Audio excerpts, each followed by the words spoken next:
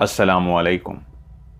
Horror stories के एक new episode के साथ मैं हूं मजहर मलिक। कैसे हैं आप लोग? उम्मीद है खैरियत से होंगे। आज की ये खौफनाक कहानी जो मैं आपको सुनाने जा रहा हूं, जो मुझे भेजी है इशरत फराज ने कनाडा से। जादू। पूरी दुनिया में इस वक्त एक ऐसी चीज जिससे इंसान एक ऐसी शक्ति, एक ऐसी ताकत हासिल करने के लिए हर हद को क्रॉस कर जाता है, वो है जादू, काला जादू। दुनिया में कई तरह के जादू पाए जाते हैं। काला जादू, सिफली जादू, नूरानी जादू की भी आगे कई तरह की किस्में हैं। जंतर मंतर तंत्र, कई तरह के जादू हैं। इसी तरह सिफली में भी। लेकिन जो शख्स काला जादू करता है, यकीनन उसको बहुत कुछ अपना कंप्रोमाइज करना पड़ जाता है, उसको अपना बहुत कुछ कुर्बान करना पड़ जाता है। उसको सबसे बड़ी बात, वो उस काले जादू को सीखने के लिए उस हद तक आगे बढ़ जाता है, फिर वापसी नामुमकिन होती है। आज की कहानी एक ऐसी जादुई दुनिया की कहानी है जहां पे ना सिर्फ जादू है, बल्कि वहां पे एक ऐसा भयानक शैतान जो सुनने वालों को हिला कर रख देगा। कहानी सुनाने वाली, जिनका नाम है अलीसा। अलीसा दरमियान से अपनी कहानी शुरू करती हैं कि मैं अपनी मां से नाराज होके दूसरे गांव शिफ्ट हो गई थी। वहीं पे एक मेरा दोस्त बना था जिसका नाम था रिचर्ड। रिचर्ड के साथ मेरी दोस्ती क्या हुई कि मैंने वहां पहुंचते ही उस छोटे से गांव के अंदर जॉब की तलाश शुरू कर दी, जिसमें रिचर्ड ने मेरी बहुत ज्यादा हेल्प की। यह हमारी पहली मुलाकात थी और उसको पता लगा कि मैं जॉब की तलाश में हूं, तो उसने मेरी बहुत ज्यादा हेल्प की। इसलिए रिचर्ड मेरा बहुत अच्छा दोस्त बन गया। इसकी एक और वजह भी थी। अलीसा कहती है क्योंकि मैं बहुत ही हसीन और जमील थी, बिल्कुल अपनी मां की तरह।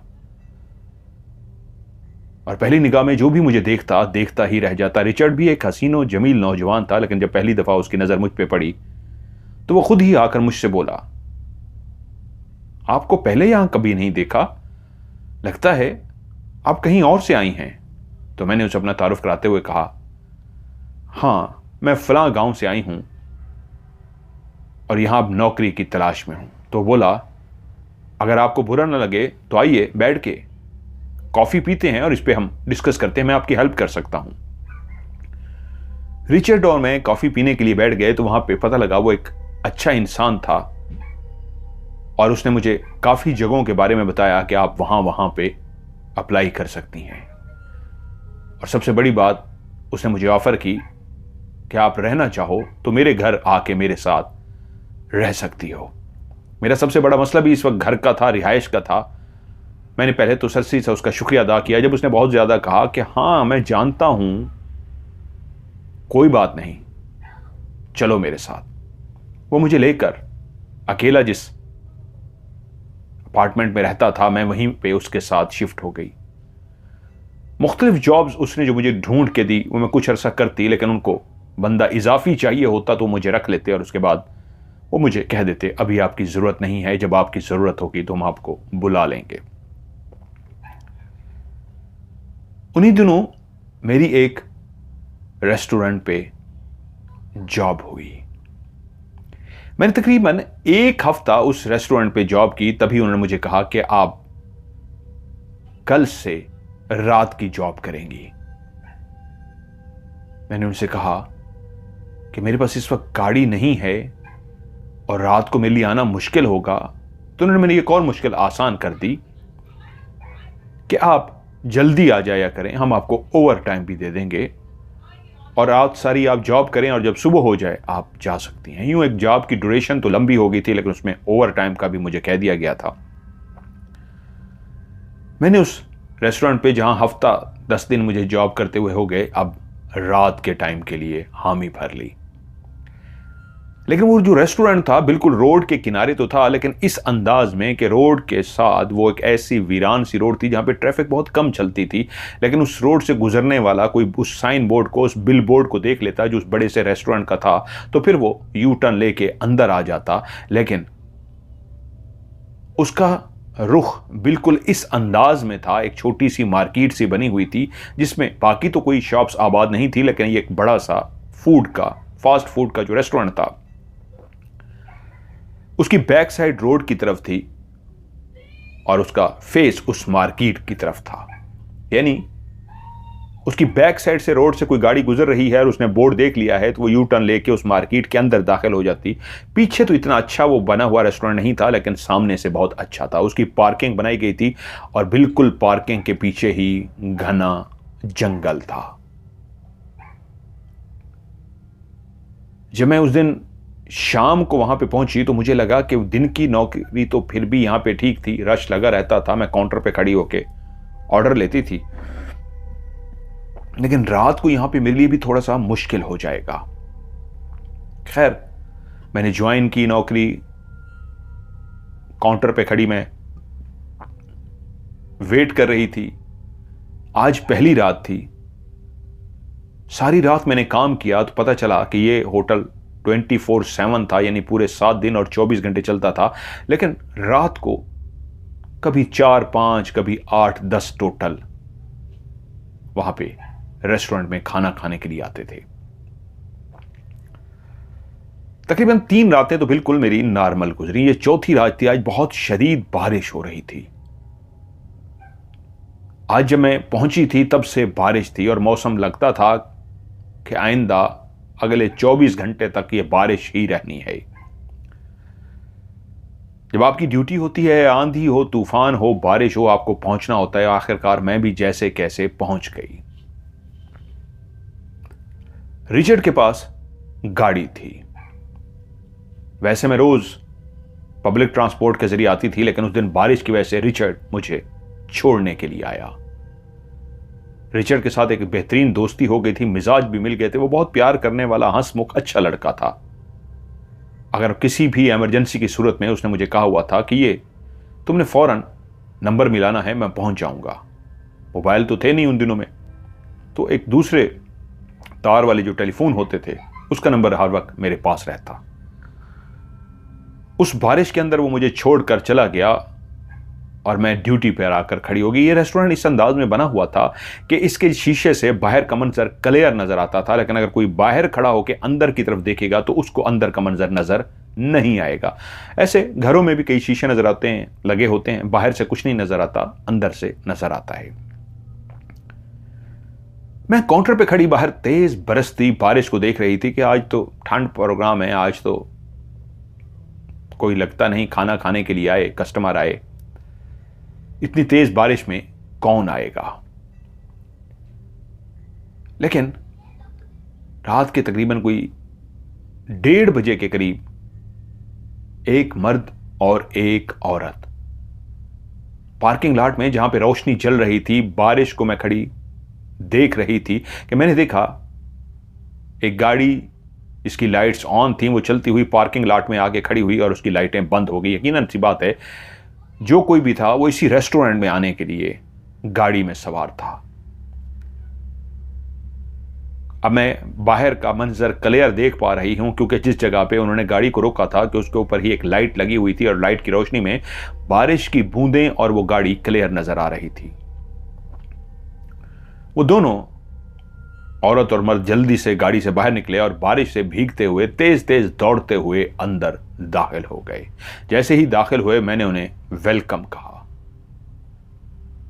उस मर्द ने सर पे एक बड़ा सा हैट पहन रखा था, लेकिन उस औरत के लिबास और उस मर्द के लिबास को देख के लगता था जैसे किसी पुराने दौर के लोग उठकर आगे हों। उनका लिबास आज के दौर के हिसाब से नहीं था। बहुत पहले के लोग जिस तरह का एक रिवायती लिबास पहनते थे वैसा उन्होंने लिबास पहन रखा था। मर्द जब अपनी कैप को रख चुका, उसने अपना कोट भी उतार कर रख दिया, तो वो चलता हुआ बिल्कुल मेरे पास आया। मैंने मुस्कुराते हुए उससे पूछा कि क्या ऑर्डर है आपका। जब मैंने उसकी आंखों की तरफ देखा तो उसकी आंखें अजीब सी थीं, बिल्कुल अजीब सी।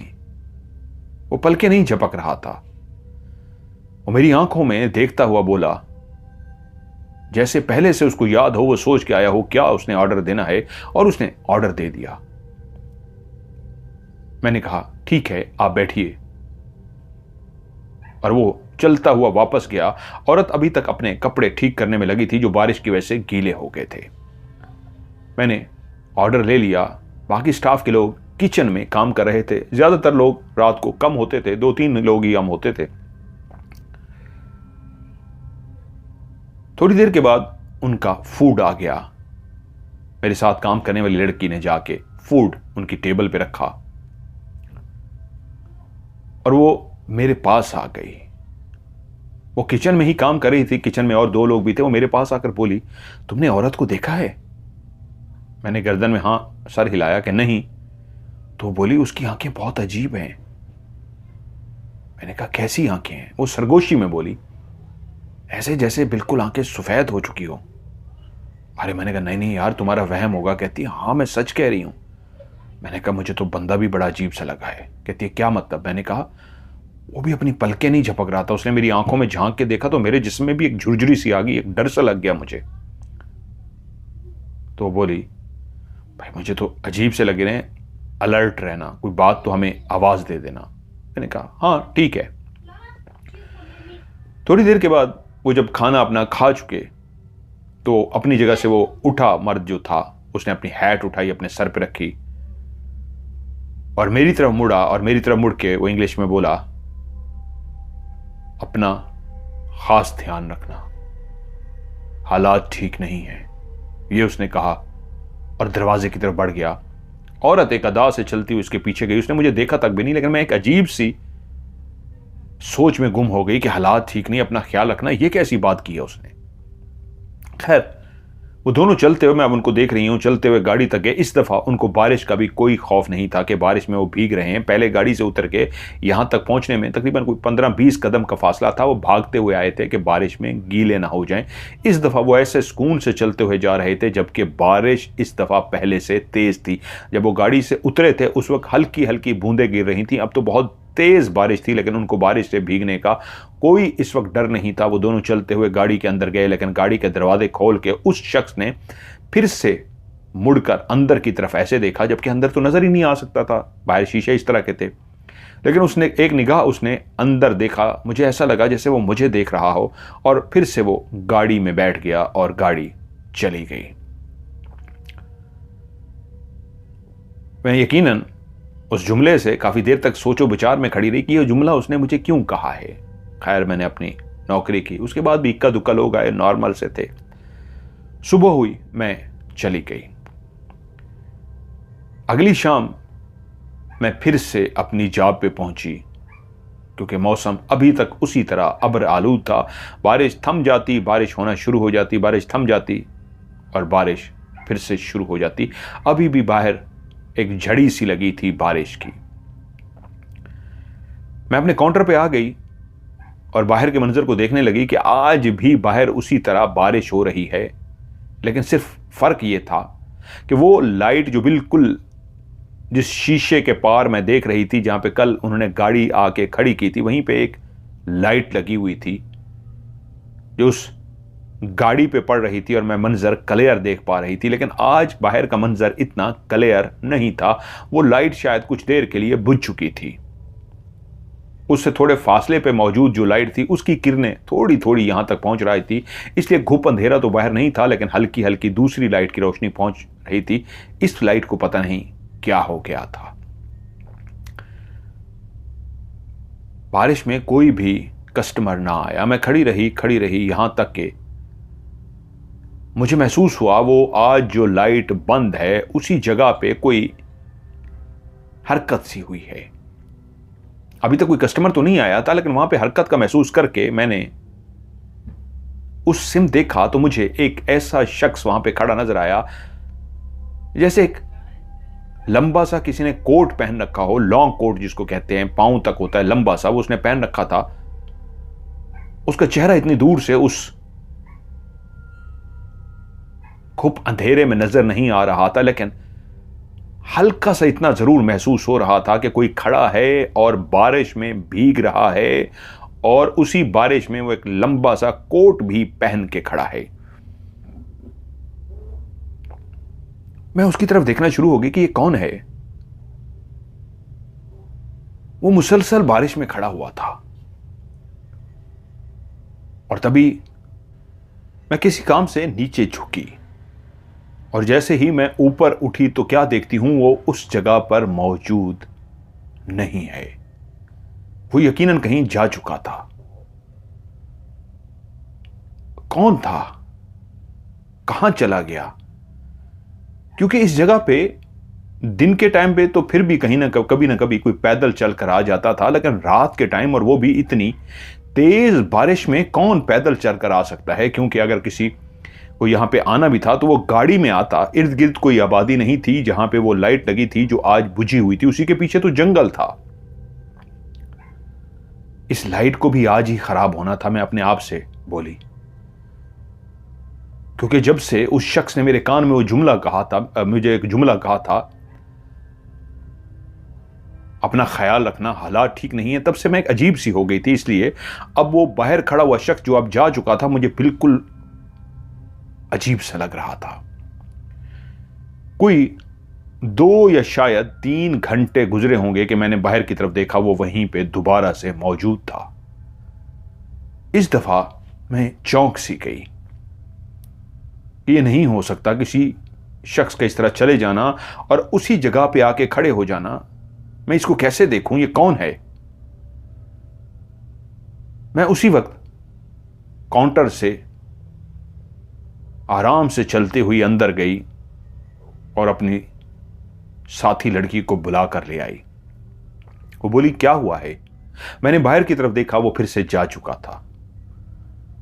मैंने उससे कहा, वहां सामने बारिश में कोई भीग रहा था, खड़ा हुआ था। तो बोली, तो इसमें परेशानी की क्या बात है?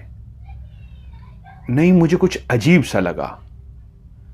पहले भी वो एक दफा खड़ा था, गायब हो गया, फिर दूसरी दफा मैंने उसको देखा और गायब हो गया। तो बोली, अच्छा ठीक है, अब तुम्हें नजर आए तो मुझे आवाज मार देना, मैं आकर देखूंगी। अगले दिन, उस दिन तो वो दोबारा ना आया। अगले दिन मैं अपनी जॉब पे पहुंची। आज बताया गया था कि दिन सारा तो बारिश नहीं होगी, लेकिन रात को बारिश हो सकती है। दिन को बारिश रुक गई थी और रात को फिर से बारिश चालू हो गई थी। आज मेरे दिल में ऐसा एक पहले से एहसास था जैसे फिर वो आएगा, जो कल आया था वो आज जरूर आएगा। और ऐसा ही हुआ। तकरीबन 11:45 का टाइम था कि मैंने देखा आज वो लाइट जल रही है, और उसी लाइट के नीचे जहां मुसलसल मेरी आंखें बार बार उस जगह को देख रही थीं कि पता नहीं लाइट कैसे जल गई थी, कि मैंने काफ़ी देर पहले वहां पे मुसलसल देखा था, मुझे कोई नज़र नहीं आया था। फिर मैं काम में मसरूफ़ हो जाती, और फिर जब ऊपर की तरफ देखा तो वो वहीं पे खड़ा था, और उसको मैंने देखा, वो क्लियर, वो इस तरह का था कि उसका लॉन्ग कोट जो उसके ज़मीन तक था, लंबा सा उसने पहने हुआ था, लेकिन उसका चेहरा नजर नहीं आ रहा था। मैंने वहीं से जोर जोर से अपनी साथी को आवाजें दी। वो बाहर आ गई, बोली, क्या हुआ? मैंने कहा, वो देखो, वो कल वाला शख्स जिस तरह मैंने तुम्हें कहा था, बहुत अजीब सा वहां पे मौजूद है। उसने शीशे के अंदर से देखा और बोली, ये तो तुम्हारी तरफ देख रहा है। मैंने कहा, हाँ, इसी बात पे तो मैं परेशान हूं। कल अंधेरा था, मुझे समझ नहीं आ सका। अब मैं काफी देर से इसको देख रही हूं। बाहर से तो अंदर के मंजर को कोई भी नहीं देख सकता, लेकिन हम लोग तो बाहर के मंजर को देख सकते हैं। लेकिन इसको गौर से देखो, ये शख्स इस अंदाज में देख रहा है जैसे बिल्कुल मुझे ही देख रहा हो। कुछ देर उसको देखती रही और बोली, रुको, मैं इससे बात करती हूं। वो चलती हुई दरवाजे पे गई। दरवाजा उसने खोला और पूछा, कौन हो तुम और यहां क्यों खड़े हो? क्या कुछ तुम्हें चाहिए? क्या तुम्हें मेरी आवाज आ रही है? तुम्हें किसी मदद की जरूरत है? तुम इस बरसती बारिश में क्यों खड़े हो? उसने किसी सवाल का कोई भी जवाब ना दिया। और उसी लम्हे उस लड़की ने फिर से उसी तरह जोर से बोलते हुए कि आवाज उस तक क्लियर जा रही थी, सब खैर है ना? मुझे कुछ ठीक नहीं लग रहा। उसने ये जैसे ही कहा, वो मंजर उसी लम्हे उस लड़की ने भी देखा और मैंने भी देखा। वो मुड़ा है और जैसे ही मुड़ा है तो उसके पांव बिल्कुल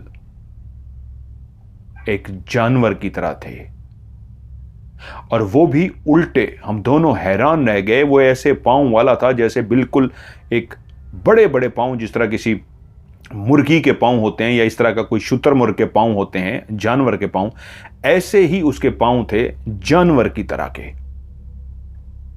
जैसे कुत्ता अपने पांव पे खड़ा हो जाए वैसे ही वो पांव पे खड़ा था। लेकिन जब वो मुड़ा है तो हम हैरान ये हुए, उसका मुंह दूसरी तरफ हो गए, पांव का रुख फिर भी हमारी तरफ था। लड़की ने जल्दी से दरवाजा बंद कर दिया और परेशान होकर मेरी तरफ आ गई कि ये क्या था। मैंने भी देख लिया था। मैंने कहा देखा है तुमने? हाँ मैंने भी देखा, बहुत अजीब सा था। और उसने कहा मैं 1 मिनट रुको, अंदर वालों को भी बताती हूं, मुझे ठीक नहीं लग रहा। वो चल के अंदर गई बताने के लिए और इतनी देर में एक बड़ा सा पत्थर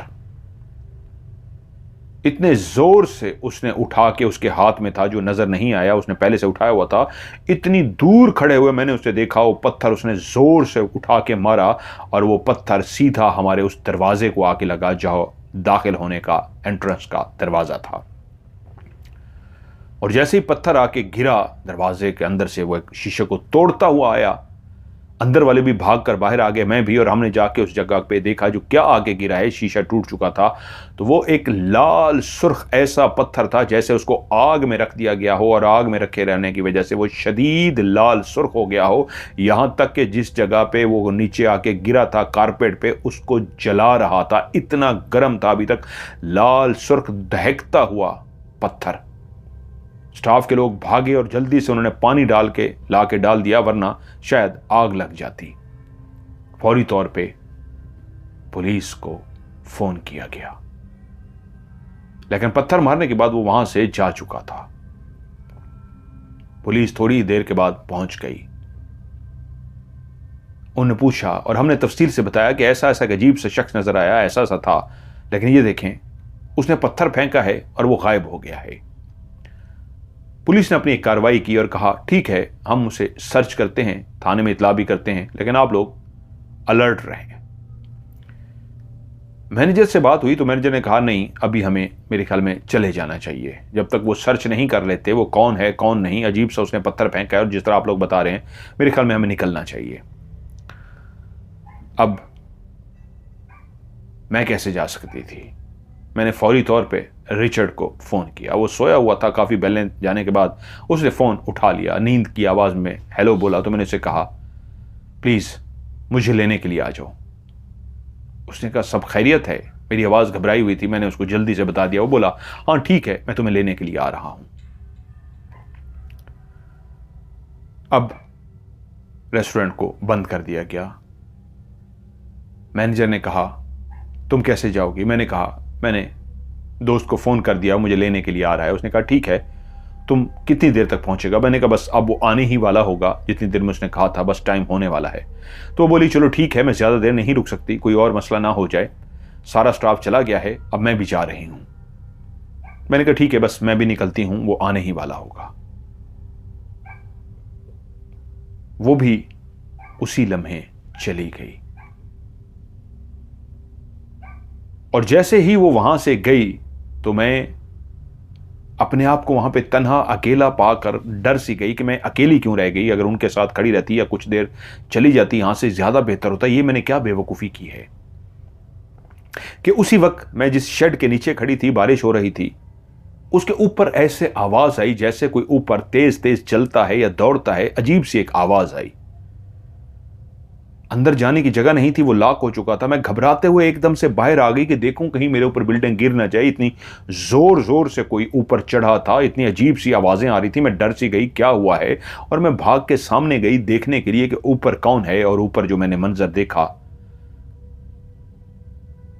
छत के ऊपर वही खड़ा था, वही लंबे कोट वाला। और इस दफा उसने मेरे आंखों के सामने ही अपने कोट को उतार दिया।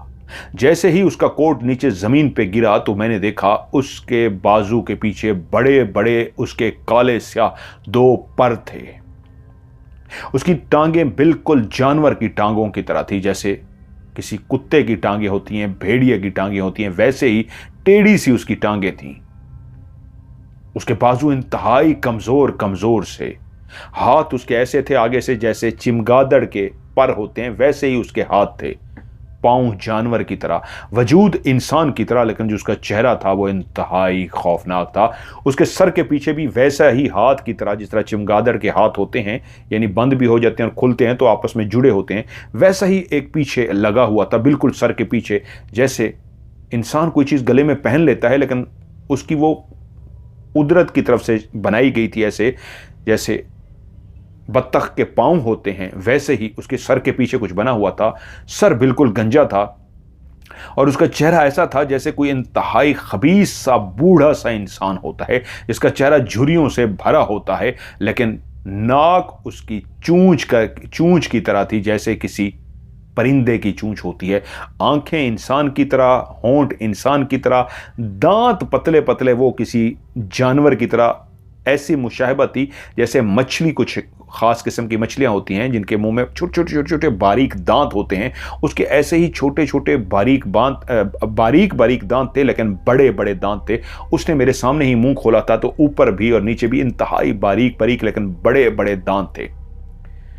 नाक एक परिंदे की चूंच की तरह, आंखें इंसान की तरह, लेकिन शक्ल इतनी भयानक जैसे एक काला स्याह झुर्रियों से बढ़ा हुआ चेहरा, एक किसी मनहूस खबीस भयानक से बूढ़े का चेहरा हो।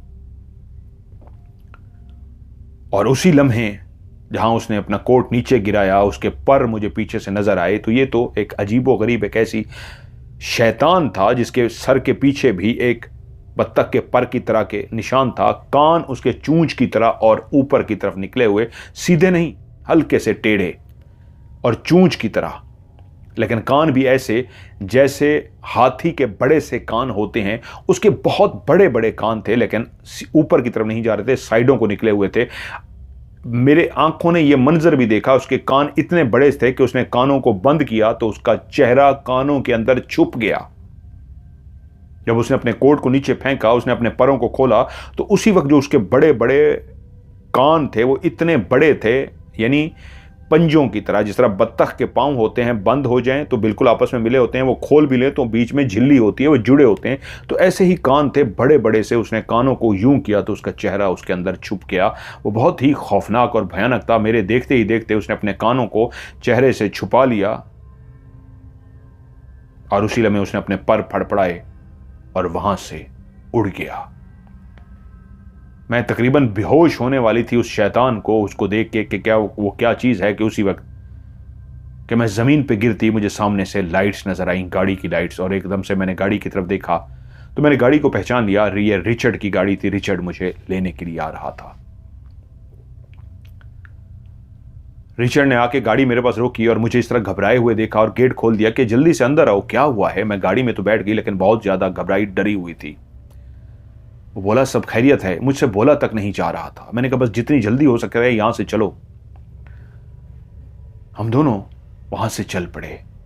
उसने गाड़ी चलानी शुरू कर दी जब हम उस जगह से निकल गए, क्योंकि मैंने उसे कहा था इस जगह से जितनी जल्दी हो सके निकलो। जब हम वहां से काफी दूर चले गए तो उसने कहा अब बताओ, और उससे मैंने कहा मैंने उस शैतान को देखा है। वो बहुत अजीब व गरीब सा है, उसका कद तकरीबन कोई 7-8 फुट ऊंचा है। जब वो सामने इंसान के रूप में खड़ा हुआ था, उसने कंबल सा पहन रखा था, कोट सा पहन रखा था, उस वक्त नॉर्मल कद में था। अब जब वो कंबल उसने लॉन्ग कोट सा फेंका है तो उसकी टांगें मजीद लंबी हो गई हैं और वो 8 फुट के करीब का हो गया है। और मैंने उसे जब उसका हुलिया बताया तो वो डर गया और उसने मुझे कहा क्या तुम्हारा ये वहम है या हकीकत। मैंने कहा ये मेरा वहम नहीं, ये हकीकत है। उसी लम्हे गाड़ी तेजी से चलती हुई उसके अपार्टमेंट के सामने पहुंच गई। वो गाड़ी से नीचे उतरा, मैंने भी दरवाजा खोला और बोला अंदर आ जाओ। हम दोनों चलते हुए अंदर की तरफ जा रहे थे। उसने दरवाजा खोला और जैसे ही उसने दरवाजा खोला वो अंदर दाखिल हुआ और वो एक ऐसा लम्हा था जिसने मेरी जिंदगी को बदल दिया। वो अंदर दाखिल हुआ, किस तरह उस शैतान ने मुझे दबोचा शायद वो देख भी नहीं सका। उसने मुझे अपने पांव में दबोचा। अब उसके पांव ऐसे नाखून वाले थे जैसे कोई चील के बड़े बड़े पांव होते हैं और आगे से नाखून होते हैं, बड़े बड़े उसके हाथ।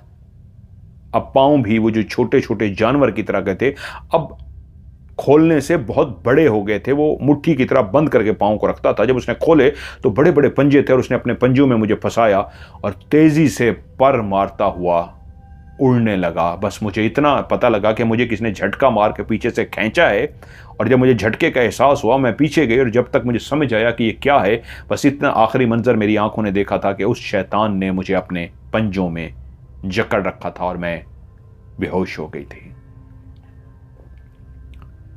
मैं कितनी देर बेहोश रही मुझे ये तो नहीं पता, लेकिन जब मेरी आंख खुली तो मैं जंगल के बीच में एक ऐसे कबीले के बीच में मौजूद थी जहां पे मैंने देखा उन लोगों ने कोई भी लिबास नहीं पहन रखा था। वो उस शैतान से बहुत ही मुख्तलिफ थे, लेकिन बिल्कुल इंसानों की तरह। ऐसा लगता था जैसे ये कोई जंगली कबीला हो। औरतों ने भी कोई लिबास नहीं पहन रखा था, बच्चों ने भी, मर्दों ने भी बगैर लिबास के थे, काले स्याह, लेकिन उन सब की गर्दनें लंबी लंबी थीं। मैं जिस जगह पर मुझे रखा गया था ये एक झोंपड़ी बनी हुई थी, जो लकड़ियों की झोंपड़ियां बनाई गई थी जंगल के अंदर में, और लगता था करीब ही कोई पानी या दरिया है। बांस ही बांस मुझे नजर आ रहे थे। जब मैं होश में आई, मैंने अपनी आंखें खोली, मैं उठकर बैठी तो मैं हैरान रह गई, मैं ये कहां हूं। आखिरी मंजर मुझे याद आया, मैंने अपने इर्द गिर्द देखा तो एक छोटी सी झोंपड़ी थी जिसके अंदर मैं मौजूद थी। सामने लोग इस तरह काम काज कर रहे थे, आ जा रहे थे जैसे ही उनका घर था, कबीला था, और वो आराम से फिर रहे थे। किसी की तवज्जो भी मेरी तरफ नहीं थी, लेकिन मैं जैसे ही होश में आई तो वो मेरी तरफ देखना शुरू हो गए। और उन्हीं में से एक बूढ़ी सी औरत चलती हुई मेरे पास आई और उसने आके एक ऐसी जुबान में मुझसे बात की जिसको मैं नहीं समझ सकती थी ये कौन सी जुबान है। वो मुझसे उस जुबान में बोलती रही, लेकिन मुझे कुछ भी समझ ना आया। तो 2-3 और औरतें और मर्द भी उसके करीब आ गए और आके उन्होंने उस बूढ़ी को ऐसे जैसे झुक के सलाम करते हैं, हल्का सा सलाम भी किया, और वो आपस में एक ऐसी जुबान में बोलना शुरू हो गए जो मुझे समझ नहीं आ रही थी। अब मैं अपनी जगह से उठकर खड़ी हो गई। उन तमाम इंसानों के अंदर मैं एक वाहिद ऐसी लड़की थी जिसके अंदर लिबास था, बाकी किसी के पास कोई लिबास नहीं था। उन्होंने अपने गले में लकड़ी के बने हुए ऐसी चीजें पहनी हुई थी जो बिल्कुल लॉकेट की तरह थे, गोल गोल लकड़ियां जिस तरह होती हैं, लकड़ी को घुमा के गोल बना दिया जाए, ऐसे लकड़ियों के लॉकेट टाइप पहने हुए थे, और उसके अंदर भी कुछ लकड़ियां, हड्डियां लटकी हुई थी। औरतों ने ज्यादा ये लिबास ये पहन रखा था, गले में लकड़ियां और उनके बीच में हड्डियां। मर्दों ने अपने हाथों में कुछ इस तरह के हड्डियां, जैसे एक हड्डी को, कोई बड़ी सी हड्डी हो, उसको स्टिक बना लिया जाए हाथ में पकड़ने के लिए। वो बूढ़े थे जिन्होंने अपने हाथ में ऐसी हड्डियां पकड़ी हुई थी स्टिक के लिए। मैं उन सबको देख के डर सी गई। अजीबो गरीब और भयानक से लोग थे, लेकिन काले स्याह, अजीब से लोग, फुर्तीले से लोग।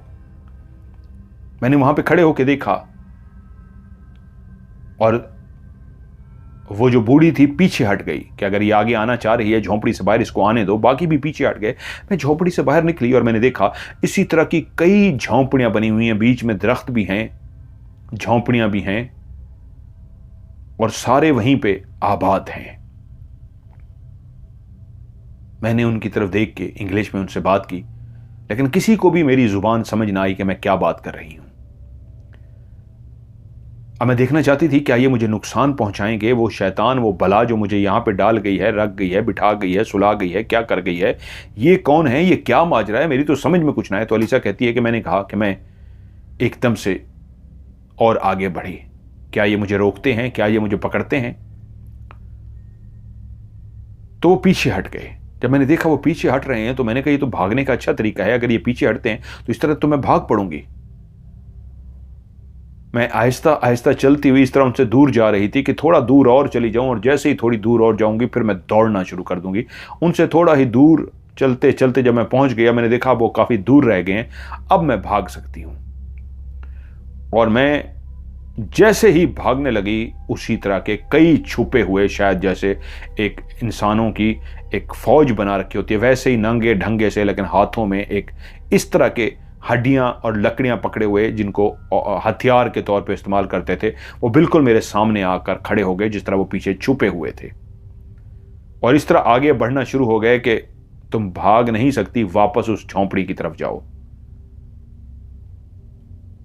और जैसे ही मैंने उनको अपने सामने देखा तो भागना कहां पे था, मैं तो रुक सी गई और डर सी गई। उन्होंने वो हथियार बिल्कुल मेरी तरफ इस तरह कर लिए कि आगे हल्की सी भी हरकत की तो ये मार देंगे। मैं पीछे हटना शुरू हो गई, यहां तक वो मुझे पीछे करते करते मेरी उस झोंपड़ी तक ले आए। और उसी वक्त मैंने देखा काफी दूर जो लोग मौजूद थे वो एकदम जैसे सजदे में गिर जाते हैं वैसे सजदे में गिर गए। उनकी देखा देखी बाकी भी सारे सजदे में गिरते गए, और यहां तक कि जिन्होंने अपने हाथों में वो हथियार नुमा पकड़ रखे थे कि मुझे वो यहां तक लेके गए थे, उन्होंने भी जल्दी से हथियार जमीन पे फेंके और लेट से गए। और तभी मैंने देखा परों की एक ऐसी आवाज थी जिसको देखकर ना सिर्फ मैं चौंक गई, बल्कि मेरी हैरत की इंतहा ना रही। जिसका कद तकरीबन 8 फुट का था, अब उसका कद और बड़ा हो चुका था, उसके पर और बड़े हो चुके थे। क्या वो अपनी जिसामत को भी बड़ा कर सकता है? मैं हैरान हो गई।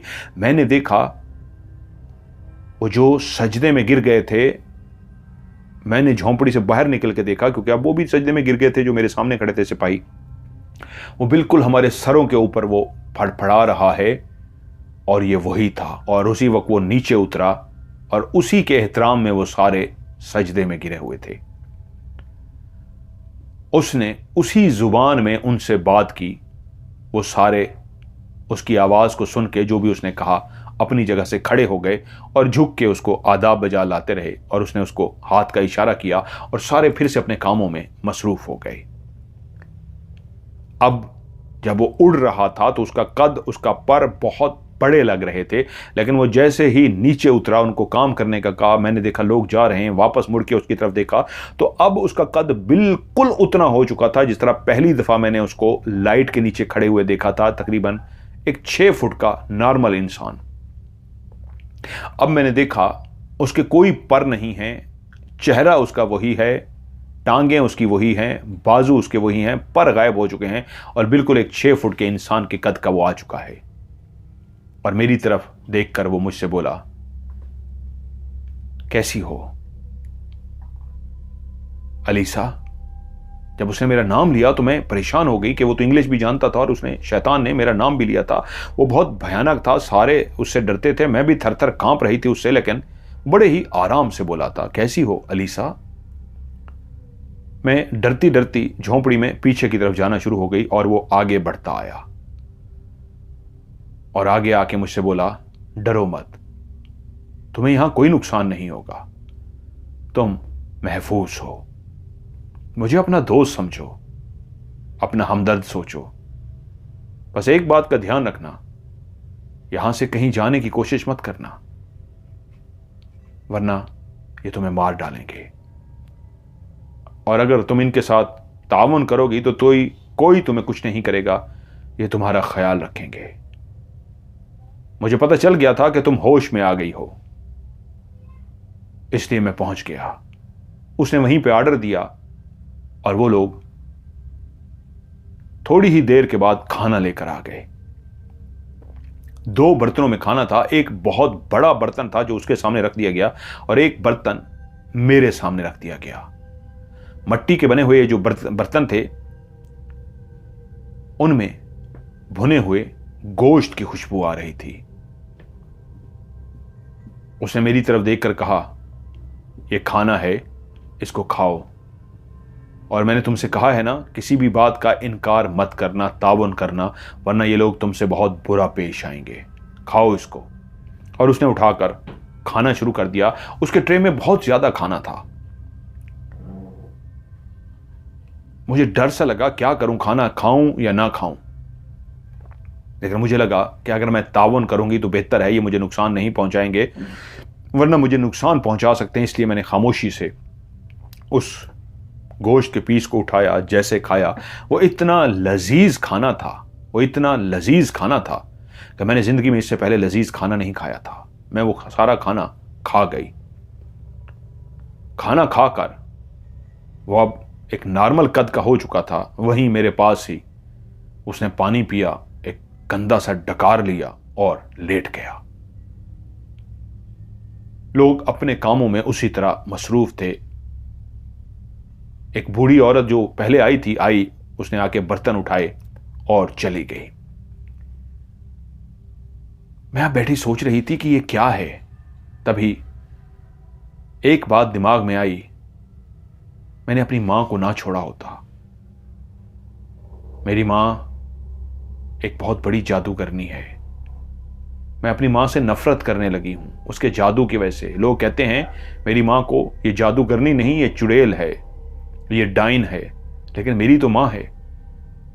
काश आज मेरी मां को पता होता कोई मुझे इस तरह ले गया है, वो मुझे बचाने के लिए कुछ भी कर सकती थी। लेकिन देखो आज मैं मां से कितना दूर हूं, उसको पता तक नहीं होगा। मैं अपनी मां से लड़ के दूसरे छोटे से गांव आ गए और वहां मेरे साथ ये वाकया हो चुका है। मेरी मां को क्या पता इस बात का। मैं रोना शुरू हो गई। खैर,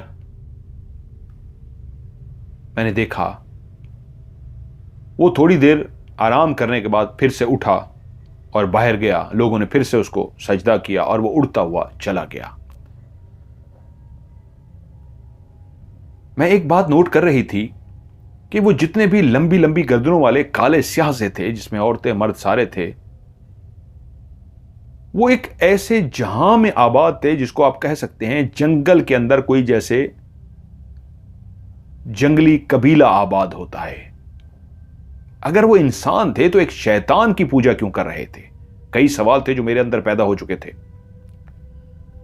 कि उनमें से एक बूढ़ी औरत मेरे पास आई और उसने मुझे कुछ कहा जो मुझे समझ ही नहीं लगा। तो उसने मुझे इशारों से समझाने की कोशिश की कि मेरे पीछे आओ। कुछ औरतें उसके साथ भी थीं। वो मुझे लेकर उन झोंपड़ियों में से गुजरती हुई, जहां जहां से मैं गुजर रही थी, मैं सबको देख रही थी। बच्चे, बच्चियां, औरतें, मर्द मुझे देख रहे थे जैसे किसी अजीब मखलूक को देख लिया हो। और वो बूढ़ी आगे चल रही थी, 2-3 औरतें पीछे जो उसकी खादमाई थी उसके पीछे चल रही थी। मुझे लगता था वो बूढ़ी सरदारनी थी वहां की। सारे बूढ़ी को देख के सर झुकाते थे। वो उन झोंपड़ियों से गुजरती गुजरती जब बाहर की तरफ निकली तो सामने बहुत बड़ी झील थी, पानी की इंतहाई खूबसूरत झील। उसने मुझे इशारे से समझाया कि तुम अगर नहाना चाहो तो झील में नहा सकती हो। लेकिन मैंने उसे इनकार कर दिया। लेकिन अब इशारों की एक जुबान हमारे बीच में ऐसी तारुफ हो चुका था कि मुझे उनसे कुछ कहना होता या उनको मुझसे कुछ कहना होता तो इशारों में हम एक दूसरे से बात कर रहे थे। तकरीबन मैं रोज गोश्त खा रही थी। चौथे दिन वो फिर से लौट आया। वो वाहिद था जिससे मैं बात कर सकती थी, और तो किससे मैं बात भी नहीं कर सकती थी। और मैं परेशान थी इतने दिनों से। आज चौथा दिन है, मैंने किससे बात भी नहीं की। और जब वो आया तो मैं बजाय उससे खौफजदा होने के उससे बात करने के लिए बेचैन थी। वो जैसे आया मैंने उससे कहा, ये कौन सी जगह है, तुम कौन हो और ये कौन लोग हैं, तो मुझे क्यों उठाकर लाए हो? तो उसने कहा, तुम्हें सब पता चल जाएगा, इंतजार करो और परेशान मत हो। तुम्हें कोई तकलीफ नहीं पहुंचेगी, तुम्हें कोई नुकसान नहीं पहुंचेगा। तुम मुझे पसंद आ गई हो, तुम हो भी बहुत अच्छी, मां की तरह खूबसूरत। बस खामोशी से रहो, किसी से कोई बात ना करना, तामुन करती रहना जिस तरह मैंने करना है वह कहा है, वरना नुकसान पहुंच जाएगा। अब जब खाना हमारे सामने रखा गया तो उसी तरह का गोश्त ही था। मैंने भी खाना खा लिया। आज शाम तक वो वहीं रहा। तो मैंने उससे पूछा, इतना लजीज गोश्त, ये किस चीज का गोश्त है? तो वो मुस्कुराया और उसने कहा, हां, आज तुम अपनी आंखों से देख लोगी। उसने उस बूढ़ी औरत को बुलाया और वो बूढ़ी औरत आगे आ गई। उसने उसको अपनी जुबान में कुछ कहा तो उसने सर झुका के जैसे कह रही हो कि ठीक है, मैं कर लूंगी। उस दिन वो रात को भी वहीं पे रहा। मैं सो न सकी। वो एक अजीब से खराटे ले रहा था। एक ऐसा भयानक शैतान मेरे पास हो, मुझे कैसे नींद आ सकती है। जब सुबह हुई तो वो बूढ़ी औरत मेरे पास आई और मुझे बुलाकर ले गई। मैं उसके पीछे चल पड़ी और तब मेरी आंखों ने जो मंजर देखा वो इंतहाई खौफनाक और भयानक मंजर था। एक इंसान का मुर्दा वजूद, और उसी वक्त दो मर्द आगे बढ़े, उसको काटना शुरू कर दिया। इस तरह वो उसके वजूद को काट रहे थे और मुझे समझ ना आई कि ये कर क्या रहे हैं, उसके वजूद को क्यों काट रहे हैं, क्योंकि ये कन्फर्म था जो वो इंसान था वो बिल्कुल मर चुका था, मुर्दा हालत में था। उन्होंने उसको काट दिया और इस तरह काटते गए कि जैसे उसके वजूद की बोटियां बना रहे हों। उन्होंने उसके पूरे वजूद को काट के उसकी खाल को उतार के अलग कर दिया और उसके वजूद को काट के पकाने के लिए उस बूढ़ी औरत को दे दिया। उस बूढ़ी औरत ने उस खाने को पकाने के लिए आग जो जली हुई थी उसके ऊपर भूनना शुरू कर दिया।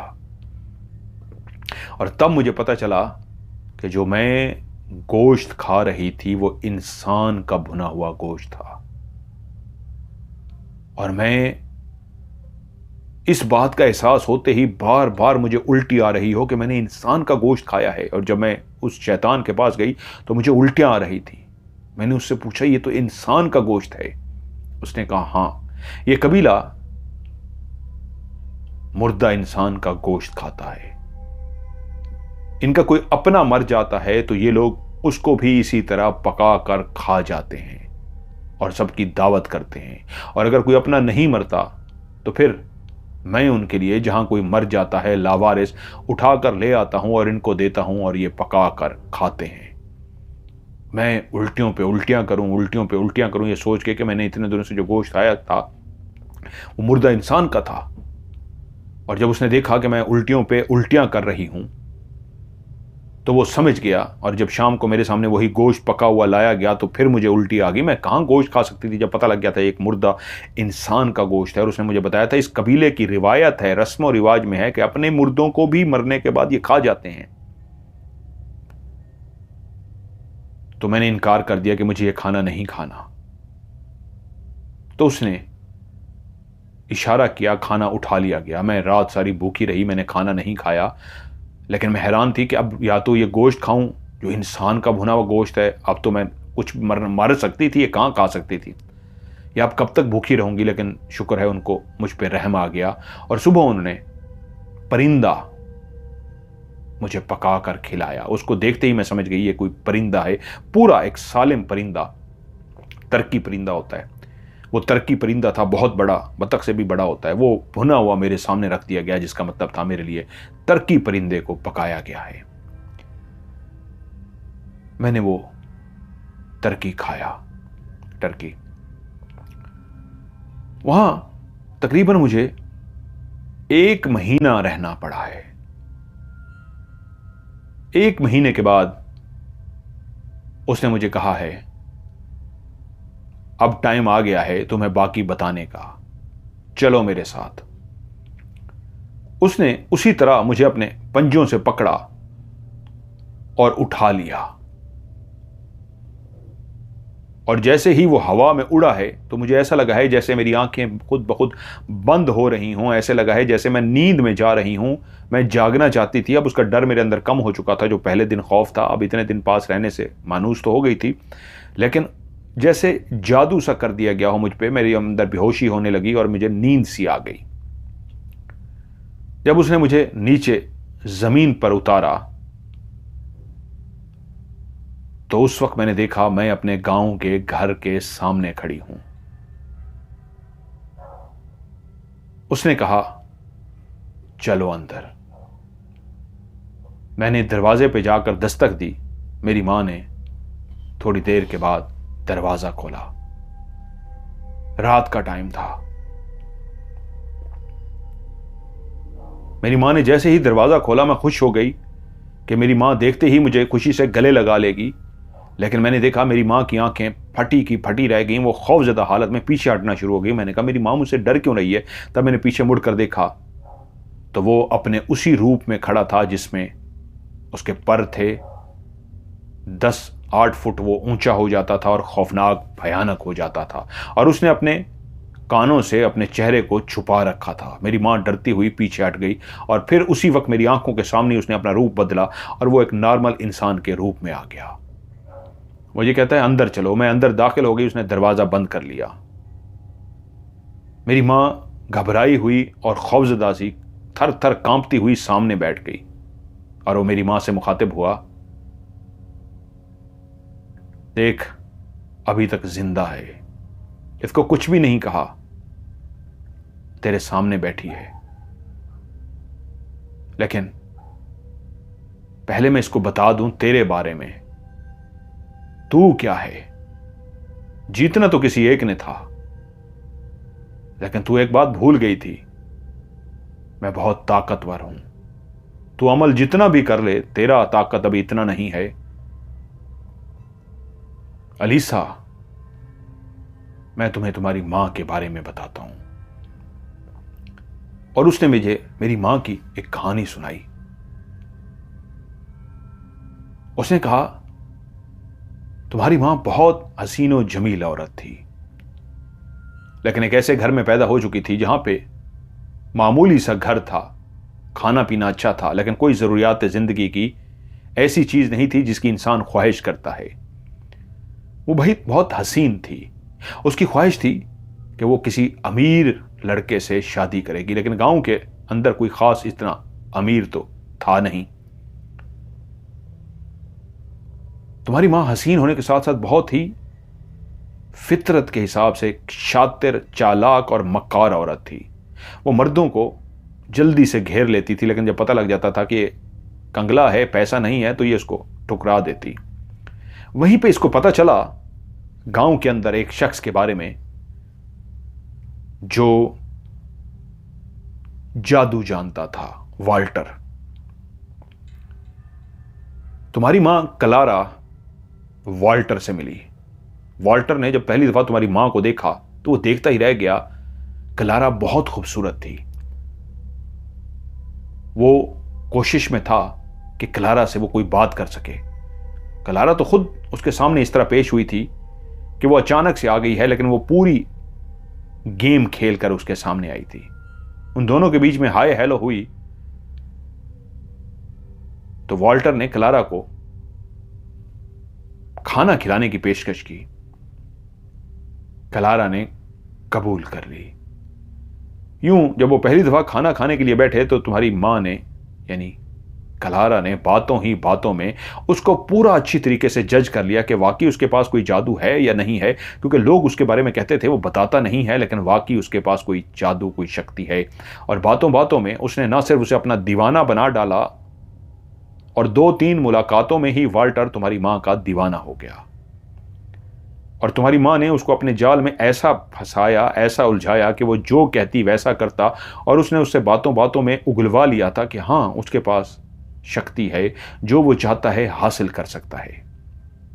यूं तुम्हारी मां उसी के साथ रहना शुरू हो गई। उन दोनों के बीच में इतनी अच्छी बन गई थी कि तुम्हारी मां ने जब ये सारा पता लगा लिया कि उसके पास एक ऐसा अमल भी है जो उसने अभी तक किया नहीं है, लेकिन अगर वो अमल कर लें तो एक बहुत बड़े ताकतवर जिन को, एक बहुत बड़े शैतान को काबू में किया जा सकता है, और उसके बाद वो अपनी हर ख्वाहिश को पूरा कर सकते हैं। पहले वो समझ गई कि ये किसी वक्त भी मुझसे जान छुड़वा सकता है वाल्टर, तो उसके लिए उसने सोचा शादी तो मुझे करनी है, तो जब गांव में कोई ऐसा है ही नहीं, सारे कंगले हैं, खाता पीता बहुत ज़्यादा अमीर कोई भी नहीं है, तो अगर मैं वाल्टर को ऐसी जाल में फंसाऊं कि इससे शादी कर लूं, फिर इसको हर सूरत में मेरी बात माननी पड़ेगी। वाल्टर उससे बहुत प्यार करने लगा था और उसने वाल्टर से इसी ख्वाहिश का इजहार किया कि वाल्टर, मैं भी तुमसे प्यार करती हूं, अगर तुम इससे शादी करोगे तो मैं जो कहूंगी क्या मेरी बात मानोगे? उसने कहा हाँ। वो इतना दीवाना हो चुका था उस खूबसूरत लड़की का कि उन दोनों के बीच में शादी हो गई और वाल्टर उसे बेइंतहा चाहने लगा। और वहीं पे तुम्हारी मां ने बातों ही बातों में उससे उगलवा लिया वाल्टर के पास क्या क्या जादू है। उसने वो सारा जादू उसे बता दिया, मेरे पास ये है, और उसने उसे ये भी बता दिया वो कैसे इतना ताकतवर बना है। तुम्हारी माँ ने उसके साथ मिलकर जितना जादू उसको आता था, तुम्हारी माँ ने भी वो सारा जादू सीख लिया। लेकिन वो इतना जान गई कि ये जो जादू है ये बहुत ज्यादा नहीं है, बहुत बड़ा जादू नहीं है, ये तो कम छोटा है। तो उसने उससे पूछा, तुम्हारे पास एक बड़ा भी तो जादू है? उसने कहा हाँ, लेकिन उसको करना बहुत मुश्किल है, उसमें तकलीफें बहुत हैं, उसमें मुश्किलात बहुत हैं। वो कर सकता हूं मैं, लेकिन मैं करना नहीं चाहता, उसमें बहुत गलत करना होगा। तुम्हारी मां एक बिल्ली से बेइंतहा प्यार करती थी, सफेद कलर की बिल्ली। वो हर वक्त अपने पास रखती थी। शादी के बाद भी इसी घर में वाल्टर के साथ ही आई थी। वाल्टर जानता था कि उसकी बिल्ली उसकी जान है और वाल्टर का कुत्ता उसकी जान था। उस घर में वाल्टर ने कुत्ता पाल रखा था और तुम्हारी मां क्लारा के पास बिल्ली थी।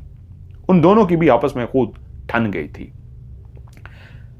करते करते तुम्हारी मां ने आखिरकार वाल्टर से, अपने यानी तुम्हारे बाप से, ये निकलवा ही लिया। उन दिनों तुम्हारी मां को पता चल चुका था वो मां बनने वाली है। ये कोई तीसरा महीना था कि तुम उसको पेट में थी, उसको पता चल गया। तुम्हारे बाप से उसने वो हामी भरवा ली अपनी मोहब्बत के जाल फंसा के कि हम दोनों मिलकर उस अमल को करेंगे। उस अमल के लिए पहले एक जानवर जिसका गोश्त खाना था, पकाना था, और उसका खून शैतान को चढ़ाना था। वो इसलिए नहीं करना चाहता था वाल्टर कि इसमें आगे स्टेप बाय स्टेप कुछ ऐसा करना था जो बहुत खौफनाक था, और वो अमल शुरू उसी वक्त होता जब पहले खून पका के खून की वो सारे कतरा, एक एक कतरा उस शैतान के आगे चढ़ा दिया जाता। तुम्हारी मां ने उस अमल को करने के लिए और तुम्हारे बाप वाल्टर को यकीन दिलाने के लिए कि मैं कुछ भी कर सकती हूं, हम पीछे नहीं हटेंगे, अपनी सबसे प्यारी बिल्ली को काट डाला, उसका खून जमा कर लिया और उसके गोश्त को पका डाला। और उस दिन जो उसने गोश्त खिलाया अपने शोहर को और खुद खाया, तो वही बिल्ली का गोश्त था। और जब वो खाना खा चुके तो उसने तब वाल्टर को बताया कि आज हमने इब्तिदा कर दी है, अब हमें करना पड़ेगा, ये रहा खून। उसने कहा ये कहां से आया है? उसने कहा वही मेरी बिल्ली जिसको तूने खाया है, मैंने भी खाया है, ये उसी का खून है। उसने कहा क्लारा ये तुमने क्या किया? उसने कहा नहीं, ये शुरू हो चुका है, अब हम पीछे नहीं हट सकते, वरना वो शैतान नाराज हो जाएगा जिसके लिए हम अमल करने जा रहे हैं। वो नहीं करना चाहता था, लेकिन उसने जबरदस्ती उससे बैठ के दोनों ने उस रात वो अमल किया। वो रात जैसे कैसे अमल हो गया। तुम्हारा बाप वाल्टर बहुत परेशान था, लेकिन तुम्हारी मां खुश थी, क्योंकि उसको जानती थी कि अगर एक रात इब्तिदा हो गई, वो जादू इस तरह का था कि अगर पहली दफा कर लिया तो तब तक आप उसको जब तक मुकम्मल ना करें पीछे नहीं हट सकते, क्योंकि जब एक दफा शुरू हो जाए फिर आपको हर सूरत में मुकम्मल करना है। अगर आपने मुकम्मल ना किया तो आपकी जान चली जाएगी। वाल्टर नहीं करना चाहता था, लेकिन जब उस रात तुम्हारी मां ने उससे करवा लिया तो फिर अब वो भी मजबूर हो गया। अब अगले दिन एक और जानवर चाहिए था जिसका गोश्त भी चाहिए था। वाल्टर परेशान था, कहां से लाए, क्या करे। ये आसानी भी तुम्हारी मां ने पैदा कर दी। वाल्टर का जो सबसे पसंदीदा कुत्ता जिससे वो जान देता था, उसने उसे काट डाला। वाल्टर बहुत चीखा कि ये तूने क्या किया है, लेकिन उसके सामने नहीं, उससे पहले वो काट चुकी थी। और जब वाल्टर अंदर दाखिल हुआ तो देखा उसका कुत्ता मर चुका है, गर्दन कट गई है, उसका खून निकाला जा चुका है और अब वो गोश्त बनाने लगी है। तो वो चीखा तुम्हारी मां पे कि ये तुमने क्या किया, मेरा प्यारा कुत्ता मुझे जान से प्यारा था, तुमने मार दिया। तो उसे बोली क्या बिल्ली मुझे जान से प्यारी नहीं थी? तुम्हारे कुत्ते से ज्यादा वो मुझे जान से प्यारी थी, मैं उसको खा गई, तुम्हें खिला दिया, मार दिया। तो इसको नहीं मारेंगे तो तुम चाहती हो, तुम मुझसे कैसा प्यार करते हो, मैं मर जाऊं, तुम चाहते हो तुम मर जाओ, तुम तो मेरी जान हो, मैं तुम्हें क्यों मरता देखूंगी। हमने शुरू कर दिया है, तुम जानते हो ना, जब से तुमने मुझे जादू सिखाया है मुझे इशारे मिलने शुरू हो गए थे, हम कर सकते हैं। उस शैतान ने आके मुझे कह दिया था तुम दोनों कर सकते हो, इसलिए तो मैंने शुरू किया है। मैं आपको ताकतवर देखना चाहती हूं, मैं अपने शौहर को, अपने आप को बहुत बड़ी ताकतवर। क्लारा हमेशा वाल्टर के पास रहेगी, वाल्टर और क्लारा बहुत ताकतवर हो जाएंगे। इस धरती का शैतान उनके कब्जे में होगा, वो जो चाहेंगे अपनी मनपसंद जिंदगी गुजारेंगे। यूं ना चाहते हुए भी वाल्टर को वो कुत्ता उस रात को खाना पड़ गया और सारा अमल भी मुकम्मल। उन्होंने बड़ा तफसील से अमल लिखा है, लेकिन वो शैतानी अमल है। मैं यहाँ स्टोरी वो खौफनाक है, बस अमल ही काफ़ी है, अमल में नहीं बताता। अब मजीद कुछ दिनों तक जानवरों का बंदोबस्त करना था। वाल्टर के पास जादू था, लेकिन वो ये अमल आज तक इसलिए नहीं कर सका था क्योंकि यहाँ पे जानें लेनी पड़ती और वो जान लेने से कतराता था। वहां पे तुम्हारी माँ ने कहां से जानवर ला ला के मारे। वाल्टर चुप करके करता गया मजबूरी में, क्योंकि अब पीछे हटने का मतलब सीधा सीधा मौत था। लेकिन वो दिन आ पहुंचा जब 7वें दिन इंसान का गोश्त खाना था, इंसान को कत्ल करना था और इंसान का गोश्त खाना था। उस शाम तुम्हारी मां चर्च के बाहर पहुंच गई।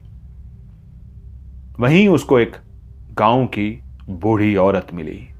उससे बातों बातों में उसने उससे कहा वो इधर क्या कर रही है। तो वो बोली वो घर से पैदल चलने के लिए निकली थी, लेकिन लगती है रास्ता भटक गई है। बूढ़ी थी, अकल भी कमजोर हो चुकी थी, तो उसने कहा कि शायद वो अपना रास्ता भूल चुकी है। अब वो इंतजार में थी कि कोई मिले और उसे घर तक छोड़ आए।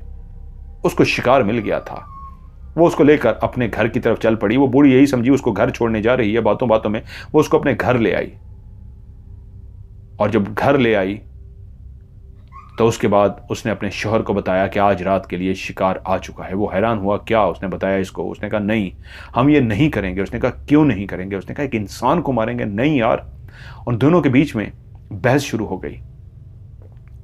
वाल्टर चाहता था वो हम ये ना काम करें, और वो कहती थी अगर नहीं करेंगे तो हम मर जाएंगे। लेकिन वो जिद की पक्की थी।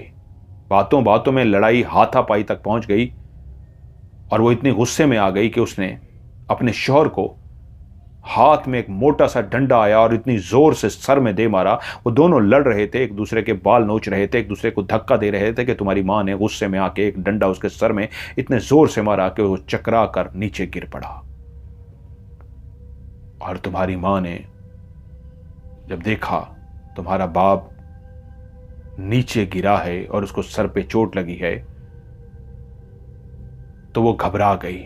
जल्दी से उसको होश में लाने की कोशिश करने लगी, लेकिन उसको लगा कि इसको अस्पताल लेके जाना होगा। ये बूढ़ी को पहले मैं उसके घर छोड़ आऊं। परेशान सी हो गई, बूढ़ी को पकड़ा और बाहर जाके रास्ते में ही छोड़ आई। वापस घर आई तो देखा तुम्हारा बाप मर चुका है। सर में चोट इतनी गहरी लगी थी कि वो मर ही गया था।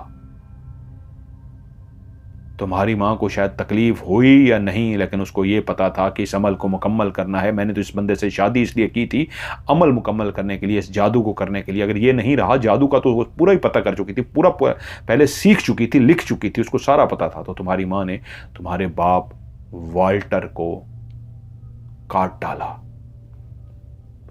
और उसका गोश्त आधे से भी ज्यादा, यानी कि 4 हिस्से किए, 3 हिस्से मेरे लिए जो आज तुम्हारे सामने बैठा है उसके लिए रख छोड़ा, और 1 हिस्सा खुद पकाया और उसको कई दिनों तक खाती रही।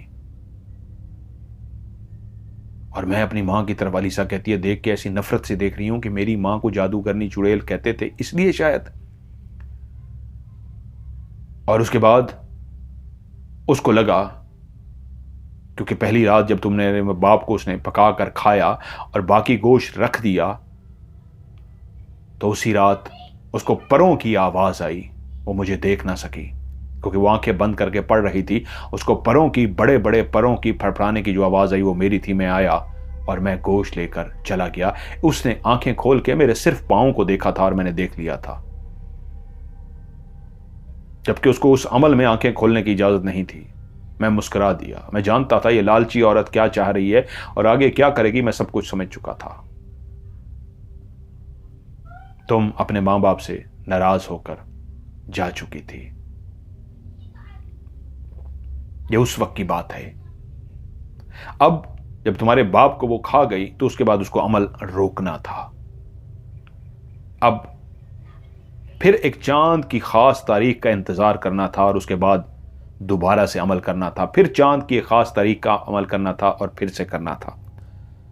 तुम्हारा बाप मर गया, वो बहुत रोई, दुनिया ने देखा तो वो यही कहती रही मेरा शौहर कहां चला गया, ये ढूंढती फिरे लोगों के सामने, ड्रामा करती रही, यहां तक कि फिर तुम उसकी दुनिया में आ गई, तुम उसकी बच्ची पैदा हो गई।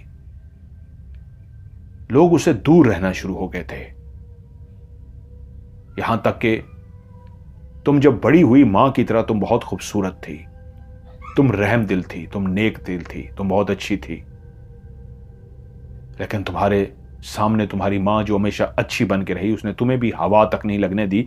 तुम्हें वो रात को जादू के जरिए सुला देती थी, ऐसी गहरी नींद कि घर में क्या हो रहा है तुम जानती तक नहीं थी। आज तुम्हें होश आएगा, तुम्हें याद आएगा, अक्सर तुम सुबह उठती थी तो तुम्हारे सर में दर्द होता था, वो उसी जादू की वजह से होता था जो वो तुम्हारी मां तुम्हें सुला देती थी।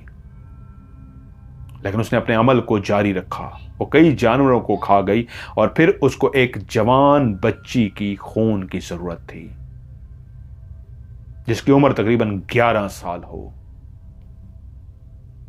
क्योंकि चांद की 11वीं तारीख को 11 साल की लड़की को खाना था और पकाना था। तुम्हारी मां ने उस लड़की का भी बंदोबस्त किया, इसी गांव की लड़की को। और तुम्हारी मां पता है चुड़ैल क्यों मशहूर हुई, जादू करने क्यों मशहूर हुई? जब वो बच्ची गायब हुई थी तो आखिरी दिनों में तुम्हारी मां को उस बच्ची के साथ बातें करते हुए, एक दो दफा मिलते हुए देखा था। और जब बच्ची गायब हो गई तो गांव वालों ने कहा हमारी बच्ची गायब हो गई, उसको ढूंढा गया कि पहले वाल्टर गायब हो गया, बच्ची गायब हो गई है। तो उन्होंने कहा आखिरी टाइम पे कलारा के साथ देखा गया था, कलारा से पूछा गया, बात की गई तो उसने तो कहा मैंने तो वैसे बात की थी, मैंने नहीं देखा। लेकिन कलारा से पहले भी लोग डरना शुरू हो गए थे, कहते थे इसके अंदर कोई गड़बड़ है। वहीं गांव के फादर जो थे उन्होंने कहा ये कोई बुरा अमल कर रही है। लोग कलारा से नफरत करना शुरू हो गए, उसको चुड़ैल डाइन कहना शुरू हो गए। और फिर उसने उसी बूढ़ी को फिर से एक दफा ढूंढा, जिसको अपने घर एक दफा ले आई थी और फिर वापस छोड़ आई थी। वो बूढ़ी फिर से उसके हत्थे चढ़ गई और तुम्हारी मां ने उसको भी काट डाला। तुम जानती हो गांव के कितने लोगों को तुम्हारी मां काट चुकी है, खा चुकी है, और बाकी गोश्त वो रख देती थी और मैं ले जाता था।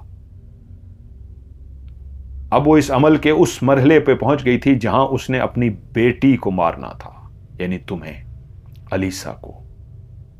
वो उस ताकत के नशे में इतनी पागल जनूनी हो गई थी कि अब वो तुम्हें मार के कुछ खाती और बाकी मेरे लिए छोड़ देती, क्योंकि मैं इसके सामने आ चुका था। तुम्हारी मां ने जितने लोगों को, गांव के लोगों को जिस तरह बुला के उनको पकाया खिलाया, कई लोगों के काम भी किए तुम्हारी मां ने, लेकिन नाजायज गलत काम। और तुम्हारी मां ने ऐसा कुछ किया तुम्हारे बाप के मरने के बाद, जिसको वो खा गई थी, तुम्हारी मां ने उस अमल के दौरान कुछ जिस्मानी ताल्लुक बना के कुछ शैतानी अमल करना था, वो भी किया।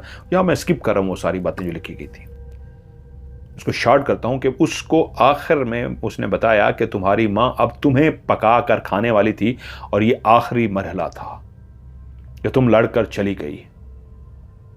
तुम्हारी मां को इसकी टेंशन नहीं थी, वो जानती थी वो जादू के जोर पे तुम्हें वापस बुला लेगी।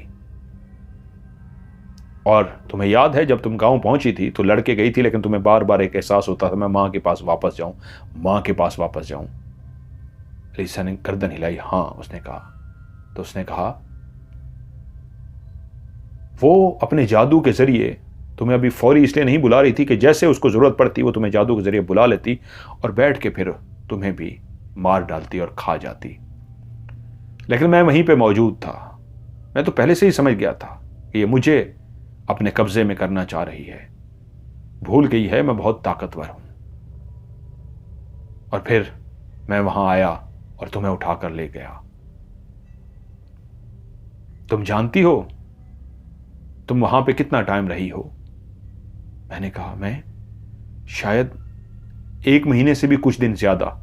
हां, वो उस दुनिया का 1 महीना था, तुम्हारी दुनिया के सिर्फ 3 दिन।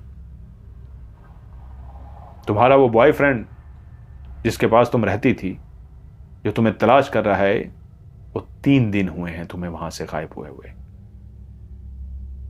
और मैं तुम्हें बता दूं, जब तुम अंदर गई और पीछे से मैंने तुम्हें उठाया था, तो वो मुड़ के उसने देखा था तुम वहां पे नहीं थी। वो परेशान हो गया था, तुम कहां गई। वो बेचारा बहुत घबराया, इधर उधर ढूंढा, लेकिन तुम उसको नहीं मिली।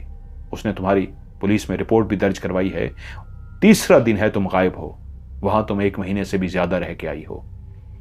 जब तुम वहां से गायब हो गई तो ये बेचैन हो गई, क्योंकि अब इसे तुम्हें मारना था। ये तुम्हें ढूंढती थी, तुम कहीं पे भी नहीं थी। तुम वहां पहुंच चुकी थी, वहां तक उसका जादू नहीं चलता था। ये परेशान हुई, क्या करे। अब इसके पास एक ही ऑप्शन बचा था कि अपने वजूद का कुछ गोश्त काटे और वो खाए और रखे। लेकिन रोज कितना काट सकती है, रोज कितना रख सकती है। या आखिरी हल यही था, बेटी को काटे और खाए, क्योंकि सबसे अजीज तरीन चीज इंसान की बेटी होती है। हां, ये तुमसे प्यार करती है, लेकिन अपने इस अमल को मुकम्मल करने के लिए जहां उसने अपने शौहर को मार डाला तो ये तुम्हें भी खा जाती। मैं तुम्हें ले गया और अब तुम्हें वापस इसीलिए इस घर में लेके आया हूं कि अपनी मां से पूछ सको कि तुम उसके सामने बैठी हो, क्या इरादे हैं। और मैं तुम्हारी मां के सामने ये सारी बातें इसलिए बता के कह रहा हूं, मैं तो इसके कब्जे में आने को तैयार हूं। मुझे ये गुलाम बनाना चाहती है, मैं इसके लिए तैयार हूं। बस तुम्हारे इल्म में देना जरूरी था। और मेरी मां की तरफ देखकर बोला, करो अपना अमल मुकम्मल, ये आ गई है, अब तुम्हारे हवाले है। मेरी मां ने ना समझते हुए एक निगाह शैतान को, एक निगाह मुझे देखा, जैसे फैसला न कर पा रही हो कि उसे क्या करना है। तो वह शैतान उठा, अपनी जगह से चलता हुआ गया और बहुत बड़ी छुरी ला के मेरी मां के पास रख दी। और जैसे ही मेरी मां के पास उसने छुरी रखी, मेरी मां ने वाकई जल्दी से छुरी उठा ली और उसकी आंखों में मैंने चमक देखी, एक ऐसी खुशी की चमक जैसे कह रही हो कि ये शैतान तो खुद ब खुद मेरे कब्जे में आना चाहता है। उसने खुद ही शिकार मेरे सामने ला कर रख दिया है, तो फिर अब वक्त ज़ाय नहीं करना चाहिए, फौरन मुझे अपने शिकार पे हमला कर देना चाहिए। वो छुरी लेके तेजी से दौड़ती हुई मेरी तरफ आई और मैं जो बैठी थी अपनी जगह से एकदम से उठकर खड़ी हो गई और एकदम से हट गई। अगर मैं ना हटती तो छुरी मेरे पेट में घुस चुकी होती। और मैं जैसे हटी, मेरी मां आगे हो गई और वो मुड़ी और रुक कर मुझे ऐसे देखने लगी कि तैयार हो चुकी थी मुझे मारने के लिए।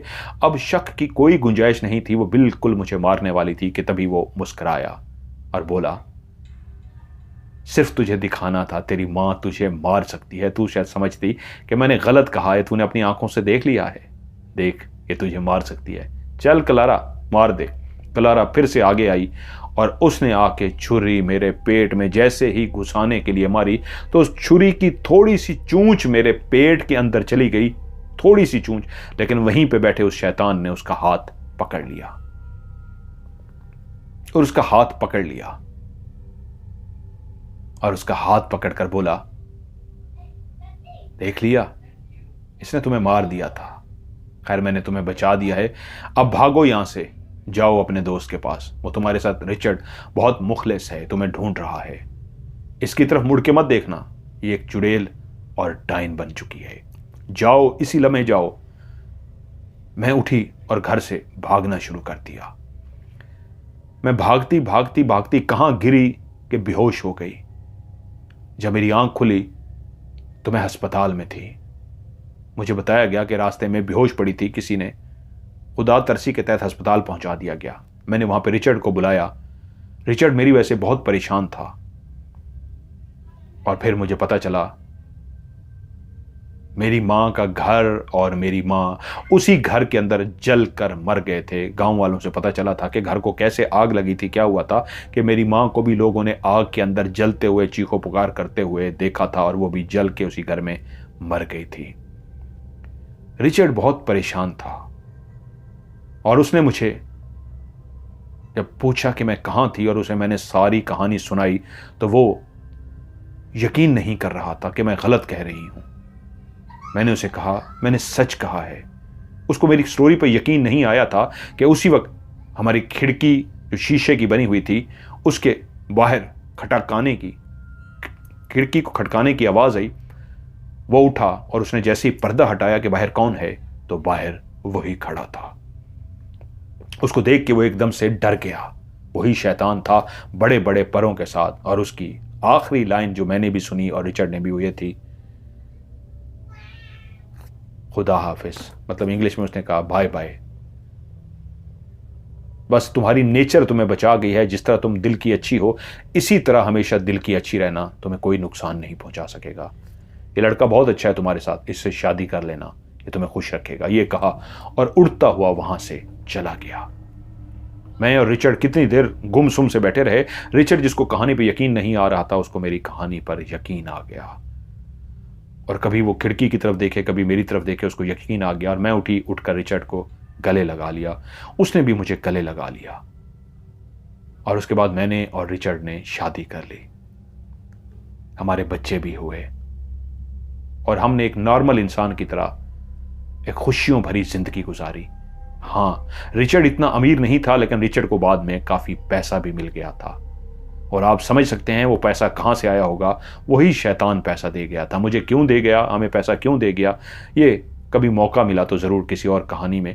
लेकिन फिर इतना बता दूं, उसने हमारी पैसों में बहुत मदद की थी। जब बूढ़े होते हैं तो ये गुबार सा बन जाता है राज, आप राज को निकालते हैं। तो इस राज को मैंने निकाल दिया और बता दिया कि वो मेरे उस आदत पे, जो मैं लोगों की बेइंतहा मदद करती थी, लोगों से प्यार करती थी, लोगों का ख्याल रखती थी, उसने कहा था इसको जारी रखना। जब वो पैसा मिला था तो मैंने उससे वाकई एक NGO बनाई और लोगों का उसी तरीके ख्याल रखा और लोगों की बहुत ज़्यादा मदद की।